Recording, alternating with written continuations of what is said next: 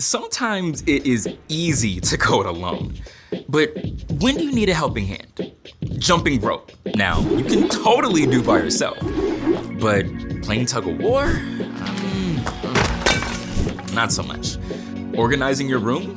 You can do that on your own, even if you don't want to. Building a new bookshelf, on the other hand, can I get a little help, please? Practicing an instrument? Absolutely, can do. All on your own. Playing musical chairs alone? No. See, some things are better done with a partner or a team. We call that cooperation. When we work together, we can do amazing things that we couldn't do on our own. It's like being on one big team where everyone is important. God made us to cooperate because God knows that we're better together. Whether it's helping a friend with homework, sharing school supplies, or encouraging a friend who's sad. When we share ideas and work as a team, we're living out God's plan. We can show the world what it looks like to love like Jesus, and as we work together to do more than we could alone, others can see God. That's why cooperation is an amazing way to worship God with your life. Because worship is about more than just singing loud, it's all about living loud.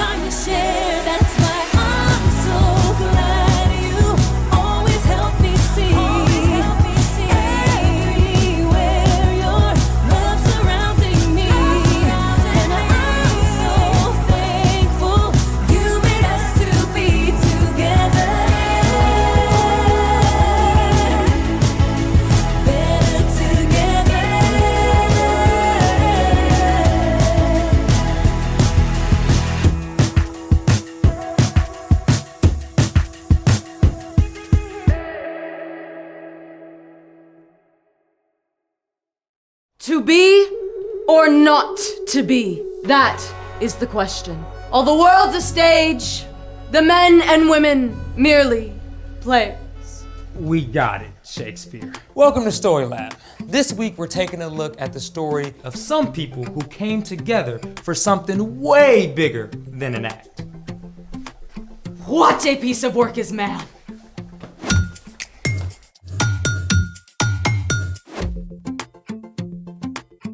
Hey, I'm Carter. And I'm Skylar. We're talking about the way God created us to work with others. And the things we can do better together. Like... Put on a dramatic theatrical production.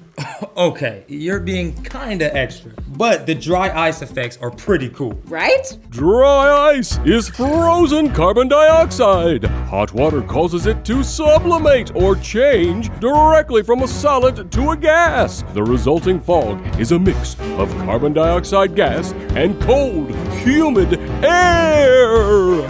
The stage is set. We just need to recruit a few more cast and crew for our epic theatrical event. It's just me and you today, pal. Are you trying to upstage me? I was just going to suggest maybe making some epic fog bubbles instead. To pop or not to pop? That is the question. Let's make it! Okay, the first thing you need for your epic fog bubbles is dry ice. Now, dry ice is actually negative 109.3 degrees Fahrenheit. So always use thick gloves and make sure you have a grown-up to help you. Okay, you will also need a 2-liter bottle filled with warm water and the very top part cut off. You'll need a small funnel, plastic tubing, a cup or beaker, bubble soap solution, and a tray coated with a little more soap and water. Okay, Maestro, how do we do this? Step 1. Mix equal parts soap solution with water in the cup or beaker. Step 2. Fit the funnel into one end of the tubing. The stage is set.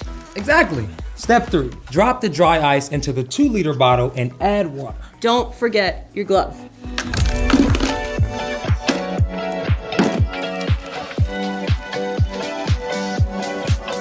All right. Step 4. Dip the free end of the tubing into the soap solution and place the funnel end over the top of the 2-liter bottle.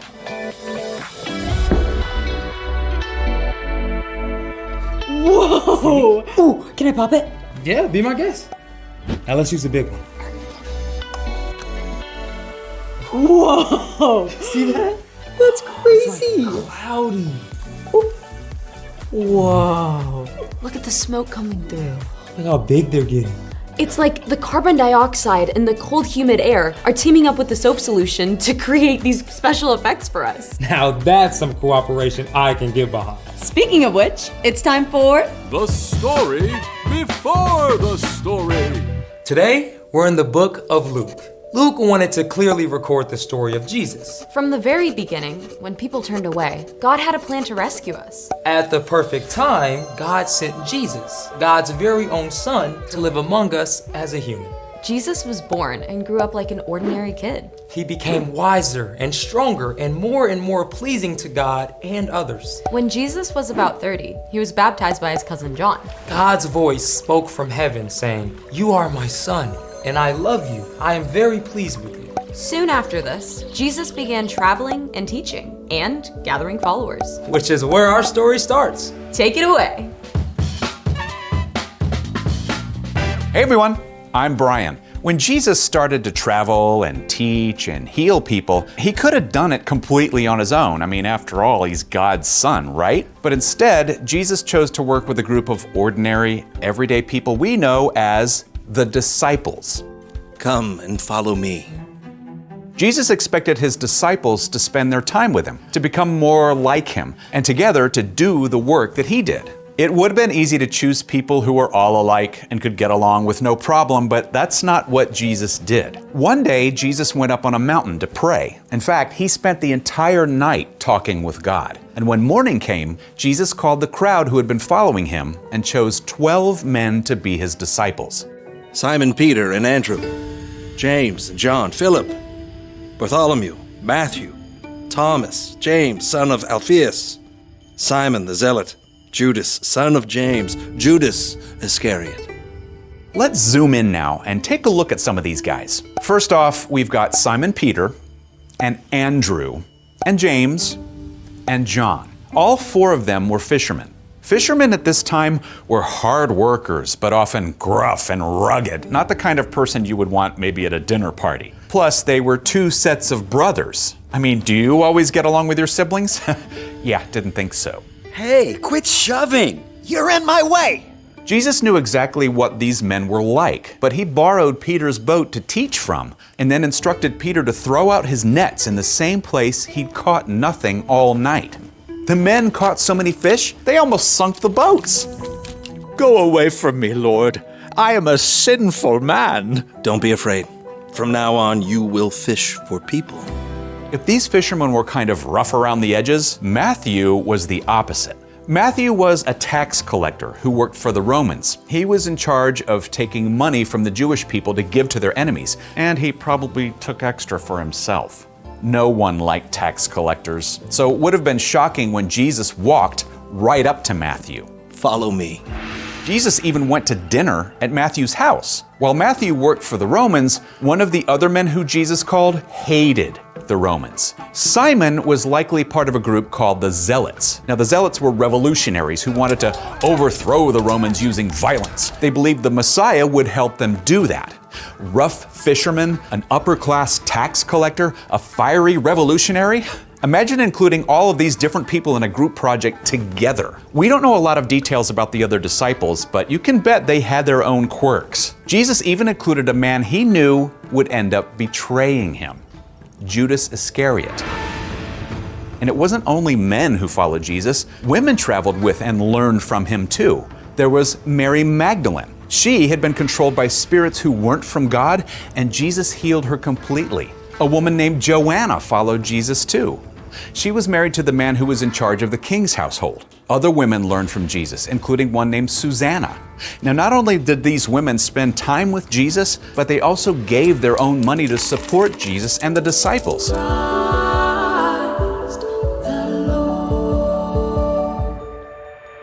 And Jesus welcomed their help.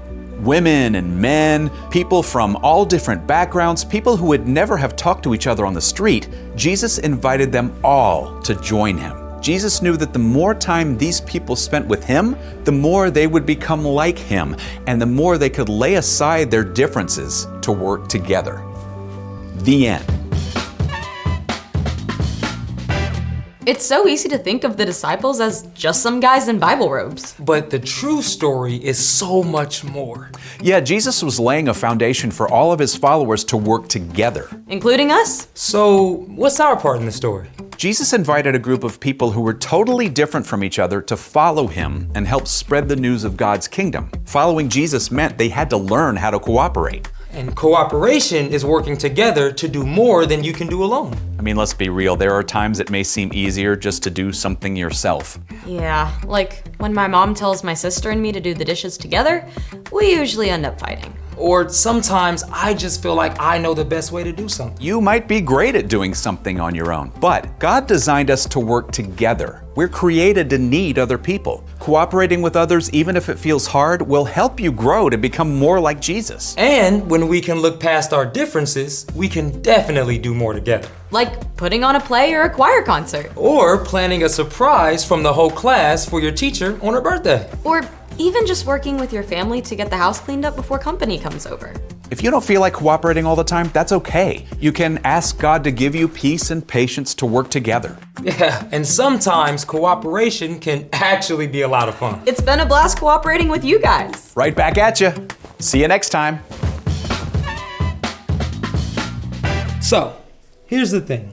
Jesus wants us to work together. Whether you're acting out a story, Helping plant a community garden, cleaning up the kitchen after dinner, or doing an awesome science experiment. ooh, can we make an ultra super giant bubble this time? Let's find out.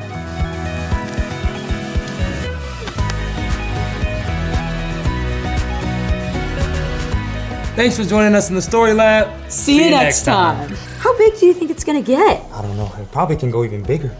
Whoa.